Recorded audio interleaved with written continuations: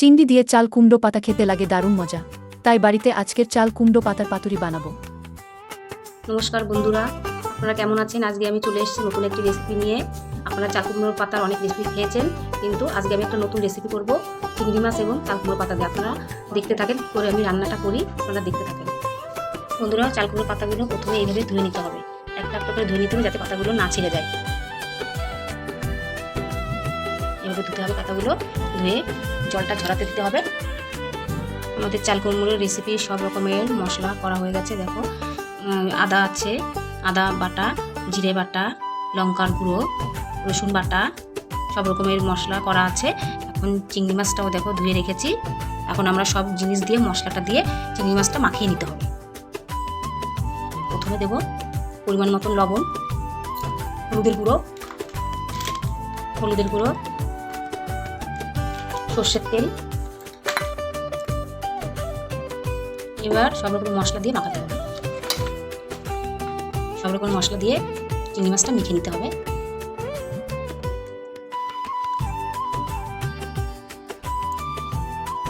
সব রকম মশলা দেওয়া হয়ে গেছে। এখন চিংড়ি মাছটা সব মশলা দিয়ে সুন্দর করে মাখিয়ে নিতে হবে, যাতে চিংড়ি মাছের ভেতরে মশলাগুলো সুন্দরভাবে মিশে যায়।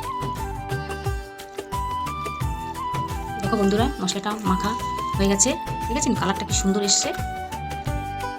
চাল কুমড়ো পাতার ভিতরে চিংড়ি মাছটা সুন্দর করে দিয়ে সুন্দর করে ভাজটা করতে হবে। ভাজ করতে গেলে পরে কোনো সুতো টুতো কিছুই লাগবে না, এইভাবেই ভাজটা করতে হবে।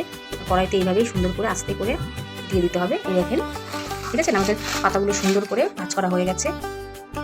এখন আমরা পাতাগুলো ভেজে নেব। আমাদের কড়াইটা গরম হয়ে গেছে। এখন আমরা তেলটা দিয়ে দেবো। সর্ষের তেল দিয়ে করতে পারেন, আমাদের ঘরে সাদা তেল ছিল, আমরা সাদা তেল দিয়েই করছি।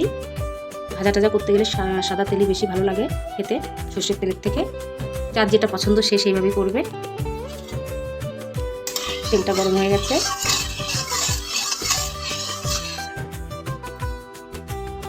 চাল কুমড়ো পাতাটা আস্তে করে দিয়ে দিতে হবে।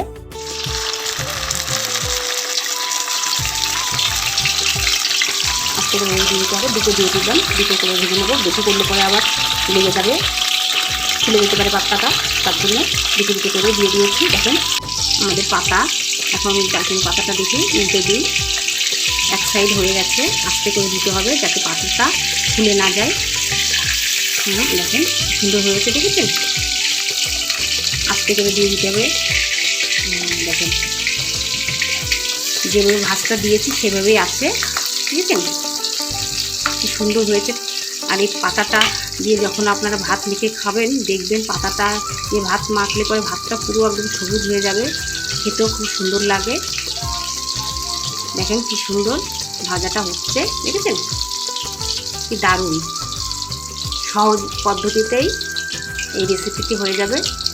এই দেখুন, আমাদের চাল কুমড়ো পাতায় চিংড়ির রেসিপিটি করা হয়ে গেছে। বাড়িতে আপনারা বানিয়ে খাবেন, কেমন হয়েছে কমেন্টে জানাবেন। এই দেখুন বন্ধুরা, আজকের আমার দুপুরের খাবার। এই যে রয়েছে চাল কুমড়ো পাতা, এই করে চিংড়ি মাছের ওই পুরটা,